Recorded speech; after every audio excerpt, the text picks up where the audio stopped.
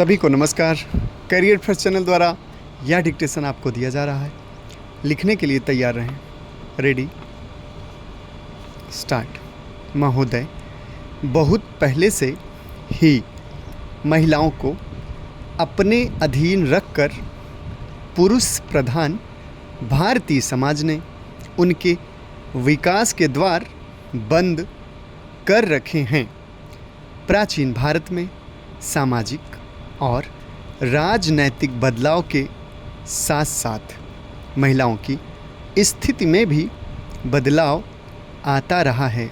कभी तो यह माना गया कि जहाँ नारी की पूजा होती है वहाँ देवता रमते हैं, तो कभी उसे ताड़ना का पात्र बताया गया।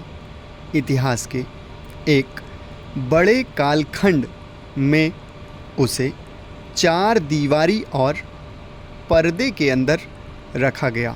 इसके बावजूद जब भी नारी को पर्दे से बाहर आकर दुनिया को देखने व समझने का अवसर दिया गया, उसने अपनी क्षमता, योग्यता और प्रतिभा का भरपूर प्रदर्शन किया। भारत को स्वतंत्र हुए 5 दशक पूरे होने जा रहे हैं। स्वतंत्रता प्राप्त करने के बाद महिलाओं के विकास के लिए संविधान में अनेक प्रावधान किए गए हैं, परंतु मात्र नियम कानून बना देने से किसी व्यक्ति या वर्ग में परिवर्तन नहीं आते। इसके लिए व्यवहार और अमल की भी आवश्यकता है, किंतु भारतीय महिलाओं के लिए इसका प्रयोग नहीं किया गया।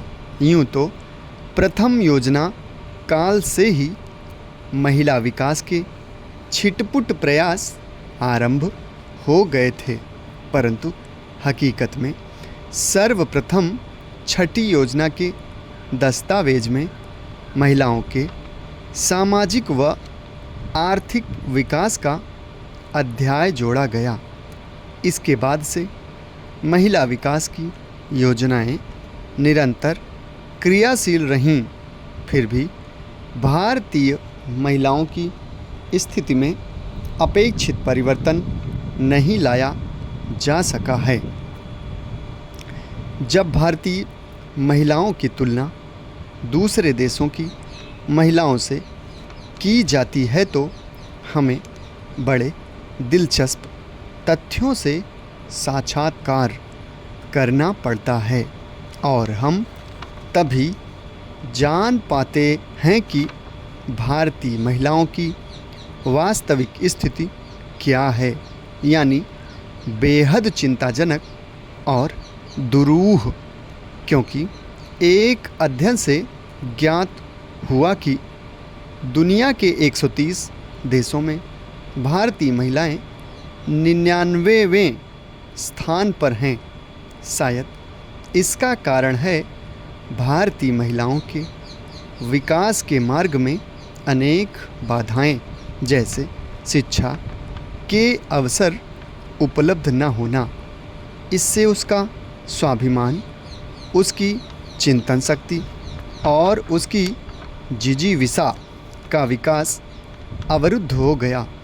इसका प्रमाण है स्वतंत्रता के बाद 48 वर्षों तक कभी शिक्षा में महिलाओं को पुरुषों के बराबर न ला पाना, जबकि दूसरे देशों ने महिलाओं को शिक्षित बनाने में अधिक जोर दिया।